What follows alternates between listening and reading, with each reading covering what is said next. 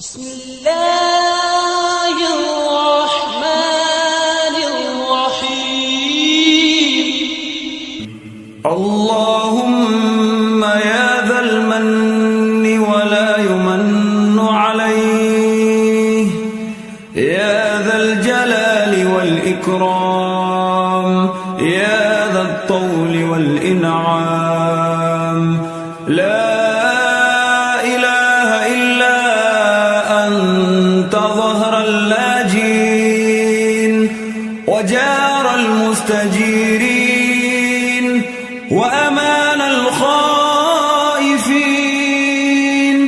اللهم إن كنت كتبتني عندك في أم الكتاب شقيا أو محروما أو مطرودا